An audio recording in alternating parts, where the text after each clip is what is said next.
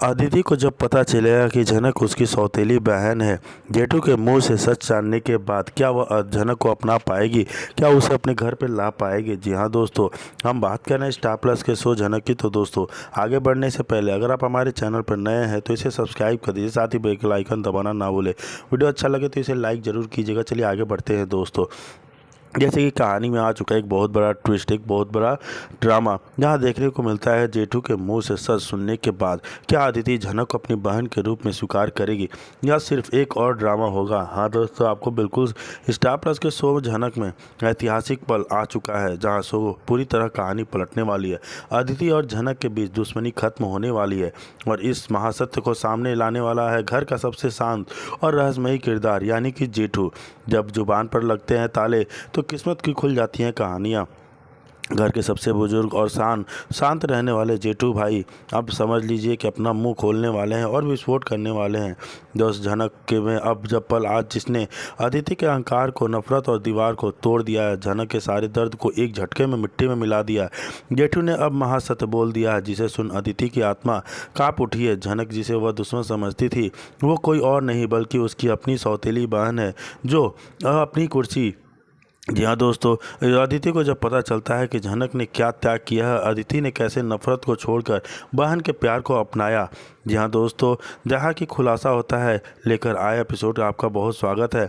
जी हाँ दोस्तों, जैसे कि हम देख रहे हैं कि अदिति ने जनक की ज़िंदगी में जहन्नुम बना दिया था। ऋषि के लिए उसका प्यार अहंकार में बदल गया था। उसने जेठू झूठी प्रेगनेंसी का ड्रामा भी किया, जनक को हर पल अपमानित किया और उसे इस घर से निकालने की हर संभव साजिश रची। लेकिन दोस्तों, सत्य तो ज़्यादातर देर छुप नहीं सकता, उसे छुपाया भी नहीं जा सकता। इसको लाने के लिए सबसे बुजुर्ग इंसान, ज्ञानवान सदस्य जेठू ने उठाया है नंबर 1 सच का पल। जेठू का निर्णय डर का माहौल हो जाता है। घर का माहौल बेहद तनावपूर्ण है। ऋषि के अदिति की झूठी बातों पर विश्वास करना कम कर दिया है और जनक की तरफ उसका झुकाव साफ दिख रहा है।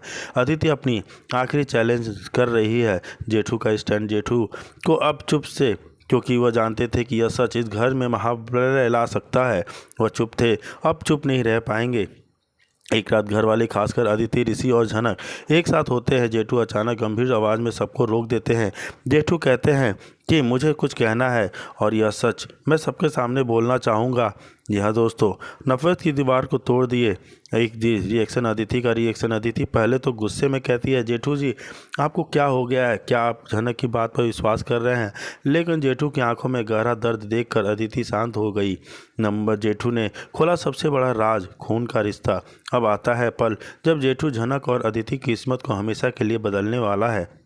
जेठू की कहानी यानी कि फ्लैशबैक में जेठू बताते हैं कि जैसे जनक की माँ और अदिति की माँ यानी कि अदिति के पिता किसी गरीब रिश्तेदार का एक गहरा नाता था। जेठू का खुलासा, अदिति जिस जनक को तुम बदनाम कर रही हो, जिस लड़की को तुम घर से निकालना चाहती हो, तुम्हारी सौतेली बहन है। जी हाँ दोस्तों, यह जनक की माँ के साथ इस घर में परिवार का खून का रिश्ता था। शायद जनक की माँ के साथ हुए अन्याय के कारण या सामाजिक डर के कारण इस सच को दबा कर रखा गया था। जेठू का बोझ, मैंने सालों तक बोझ अपने सीने पर रखा। तुम्हारी माँ ने मुझसे कसम ली थी कि मैं किसी को सच नहीं बताऊंगा, लेकिन आज नफरत जब खून के रिश्ते को मारने पर उतारू हो जाए तो मुझे चुप्पी तोड़नी होगी। मेरी हिम्मत खत्म हो गई है। अदिति का महाविनाश, गिल्ट और आंसुओं का सैलाब। जेठू के मुंह से यह सत्य सुनने ही अदिति के पैरों तले जमीन खिसक जाती है। अदिति मानसिक स्थिति यानी कि अनस्टेबल हो जाती है। उसे शौक लगता है, सबसे पहले झटका लगता है। वह अविश्वास में अपना सिर हिलाती है। झूठ है सब ये, जनक को आपको सिखाया होगा। जी हाँ दोस्तों, आंखों के सामने बीते हुए सारे पल गुजरने लगते हैं। हर अपमान का जनक को दिया, झूठी प्रेगनेंसी का ड्रामा किया जिसके बल पर वह अपनी ही बहन को घर से निकाल रही थी। जो सब उसको रियलाइज़ होता है, उसे एहसास होता है उसने सिर्फ एक लड़की पर जुर्म नहीं किया बल्कि अपनी माँ के खून पर, अपनी बहन पर अत्याचार किया है। जी हाँ दोस्तों, वहीं दूसरी तरफ जनक ने ही ऋषि के लिए व्रत क्यों रखा है। उसने तो डिवोर्स दे दिया है और वो डिवोर्स पेपर पर भी साइन कर दिया। अब वो दोनों अलग हो चुके हैं। फिर ऋषि जनक ने ऋषि के लिए व्रत क्यों रखा। अदिति को जब पता चलेगा तो वो क्या एक्शन लेगी, घर वाले क्या करेंगे। जी हाँ दोस्तों, वहीं दूसरी तरफ दिखाया जाता है कि रही है जनक अपने माता पिता के पिता के अनिरुद्ध ऑपरेशन के लिए भी तैयारियां करती रहती है, जिससे वह खुद को डॉक्टर बनने के लिए प्रोत्साहित कर रही है। उसकी मेहनत और लगन को हर कोई सराहता है, लेकिन उसके लिए रास्ता आसान नहीं है। एपिसोड में अदिति की झूठी प्रेगनेंसी की सच्चाई सामने आती है, जिससे पूरे परिवार में तनाव फैल जाता है। अदिति खुद इस स्थिति से टूट चुकी है और अपने जीवन में कई दुखी पहलुओं को झेलती हुई दिखती है। घर में उसकी आर्थिक और भावनात्मक स्थिति कमज़ोर होती जा रही है। अदिति अपने माता पिता के अपनापन न मिलने की पीड़ा व्यक्त करती है, साथ ही अपने पिता से सही सम्मान और प्यार न मिलने की तकलीफ बताती है। इसके कारण वह झनक और ऋषि के बीच दूरी और जटिलताओं को बढ़ाने की कोशिश करती है। ऋषि झनक के प्रति अपनी जिम्मेदारियों को गंभीरता से समझता है और उसे भरोसा देता है कि सब ठीक हो जाएगा। वह झनक को आश्वस्त करता है कि वह उसके साथ है और हर मुश्किल में उसका सामना करेगा। जी हाँ दोस्तों, कॉलेज ऋषि झनक को कॉलेज से लेने जाता है, जिसमें कि गहरा झटका लगता है और उसकी सोच और उलझ जाती है। इसी बीच झनक कॉलेज में अपने टॉप करने की खबर से परिवार खुश होता है और उसके सपनों की तरफ एक बड़ा कदम होता है। झनक का मेडिकल फील्ड में बड़ा नाम बनने का सपना और उसके पिता अनिरुद्ध के ऑपरेशन की तैयारी भी इस एपिसोड में दिखाई कर गई है, जो कहानी में आगे के संघर्ष और उम्मीद की कहानी जोड़ती है। ऋषि झनक के प्रति अपनी जिम्मेदारी निभाने की कोशिश करता है और उससे कहता है कि सब ठीक हो जाएगा, जिससे झनक को कुछ हिम्मत मिलती है। लेकिन अदिति कारगुजारी से परिवार में तनाव बना रहता है। एपिसोड के अंत में झनक अपने परिवार से दूर जाने का मन बनाती है। वह एक पत्र लिखती है, जिसमें अपने दिल की सारी बातें होते हुए अपनी नई शुरुआत का संकेत देती है। परिवार के लोग उसके फैसले से आहत होते हैं, लेकिन समझने की कोशिश करते हैं। जी हाँ दोस्तों, एपिसोड परिवार, सच्चाई, संघर्ष और सपनों के बीच झनक के जदोजहद को पूरे विस्तार से दिखाता है। साथ ही दर्शकों को भावुक और तनावपूर्ण दृश्यों का अनुभव करवाता है। इसका अंत संदेश उम्मीद और आत्मविश्वास के साथ आगे बढ़ने का है, जो कहानी को और मजबूत कर देता है।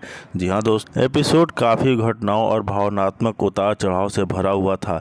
इस दिन झनक ने सबके सामने एक बड़ा खुलासा करते हुए घोषणा की कि ऋषि उसके पति हैं। यह घोषणा पूरे परिवार और घर के माहौल को हिला कर रख देती है। लोगों की नज़रों में आश्चर्य, असमंजस और हैरानी की लहर दौड़ जाती है। ऋषि खुद भी इस बात को लेकर अंदर से उलझन में रहता है, पर झनक की आंखों में दृढ़ विश्वास और अपनी बातें कहने की पूरी जिद साफ नजर आती है। इस घोषणा से पूरे परिवार, घर के रिश्ते और परिवार का ताना बाना बदल जाता है। ऋषि झनक से कहता है कि वह गांव वापस जाए, लेकिन 7 के बाद वापस लौट आए और वह उसके लिए पढ़ाई और रहने सहन की व्यवस्था करेगा। झनक अपने मन की बात कहती है कि वह अकेले बस में बैठकर गांव चली जाएगी, उसके लिए का डर नहीं है। वहीं दूसरी ओर अदिति झनक और ऋषि के बीच की इस स्थिति को लेकर तनाव में है और झूठी प्रेगनेंसी से झूठा खुलासा करती है, जिसके रिश्ते और भी जटिल हो जाते हैं। पुलिस कमिश्नर ने ऑफिस में कृष्णानंद ऋषि के खिलाफ सारी साजिश रचता है। वह पुलिस को ये कहकर उसको उकसाता है कि ऋषि ने झनक को दबाव में रखा है और उसने पुलिस शिकायत दर्ज नहीं की होने दी।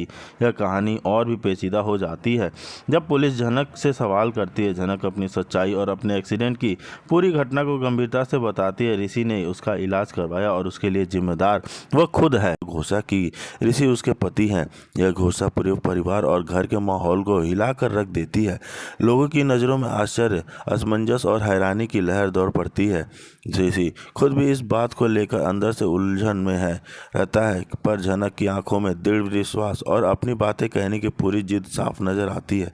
इस घोषणा से पूरे परिवार, पूरे घर के रिश्तों और परिवार का ताना बाना बदल जाता है। ऋषि झनक से कहता है कि वह गांव वापस जाए, लेकिन श्रद्धा के बाद वापस लौट आए। यह सब देखने के बाद उसकी पढ़ाई, रहन सहन की व्यवस्था करेगा। झनक अपने मन की बात कहती है कि वह अकेले बस में बैठकर गांव चली जाएगी, उसे किसी का डर नहीं है। जी हाँ दोस्तों, वहीं दूसरी तरफ अदिति को जब सच्चाई का पता चल जाता है, उसके माँ बाप